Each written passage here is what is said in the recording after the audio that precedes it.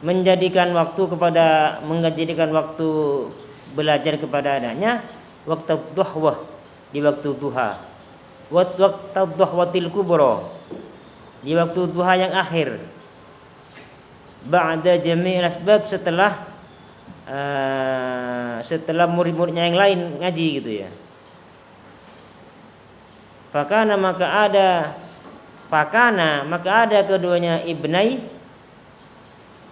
ini ada anaknya keduanya.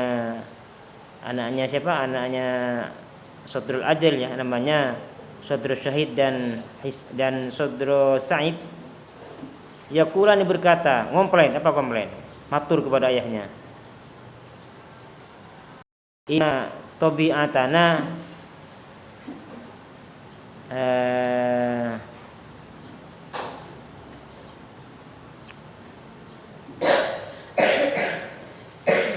sesungguhnya kami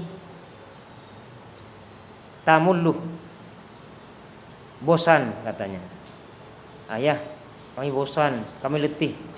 Fi dzalikal waqti, di waktu itu.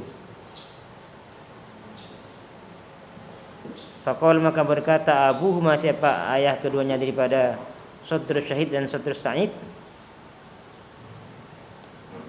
Apa katanya ayahnya? Innal ghuraba wa waladul kubara ya'tunani min aqsal ardi. Innal ghuraba, sungguhnya mereka itu para santri yang merantau yang datang dari jauh itu, wa waladul kubara, dan anak-anaknya pembesar itu, mereka itu ya'tuni, datang mereka semua ini kepadaku, min aqsal ardi, dari penjuru bumi. Fala budda, maka harus, min an uqaddimah, dari mendahulukan aku, asbaqahum, pada pengajian mereka. Kata ayahnya Sodrul Ajil. Fa bi barakati syafaqatihi, maka sebab barokahnya belas kasihannya ya Abu,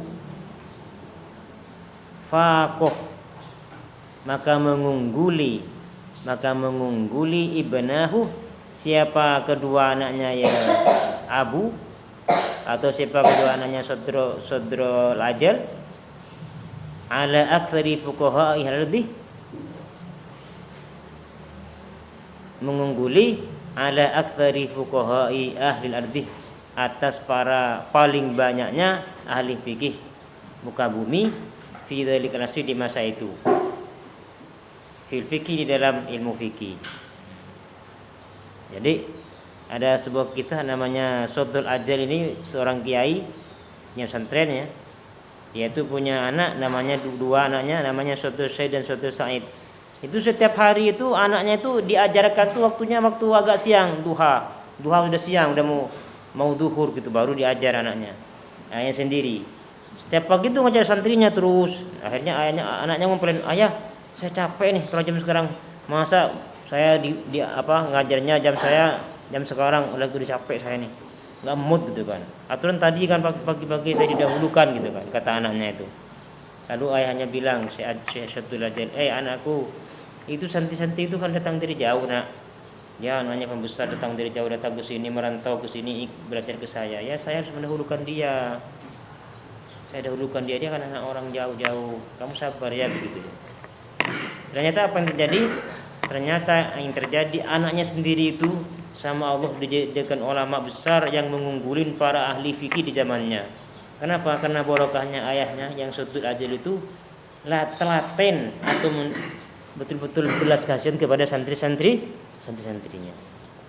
Begitu ya. Jadi ada balasannya ya. Jadi bukan seorang kiai yang kelihatannya mengurus anak-anaknya orang itu bukan tidak kasihan kepadanya sendiri. Justru dengan cara seperti itu dapat barokah, anaknya sendiri dijadikan orang yang alim oleh Allah Subhanahu wa taala. Karena belas kasihannya ayahnya kepada santrinya. Dan ini juga ada kisah nyata ya. Di daerah Brebes itu, gurunya anak saya itu dulu waktu ngajar itu begitu. Jadi putra-putrinya itu malah sampai cemburu gitu. Kok ayah kayaknya lebih sayang dengan santrinya gitu daripada saya, kan anaknya sendiri. Ini pernah saya dengar ceritanya beliau itu. Tiba-tiba setelah menginjak dewasa ya, jadi setelah masih kumpul dengan ayahnya itu, dengan kiai itu, kayak nggak terurus itu kan anaknya kan. Tapi tiba-tiba setelah pas menginjak umur SMP lalu dimondokkan ke tempat jauh, ada yang dikirim ke Mekah kemana gitu. Jadi dia tuh bingung, saya ini nggak punya bekal apa-apa ya, nggak pernah ngaji kepada ayah, tiba-tiba saya dikirim ke Mekah, ada yang ke Kudus jauh-jauh. Anaknya sampai komplain begitu. Ternyata apa yang terjadi? Ternyata sampai di sana di Mekah ada yang di Kudus langsung dibuka oleh Allah itu ilmunya itu. Padahal di waktu di rumahnya nggak begitu ngaji kepada ayahnya ya. Ayahnya hanya mikir santrinya. Nah jadi karena barokahnya ayahnya itu mikir santri-santrinya, belas kasihan kepada santrinya, maka anaknya beliau itu oleh Allah diberikan kecerdasan di tempat mondoknya itu. Dan sekarang dia punya pesantren semua itu.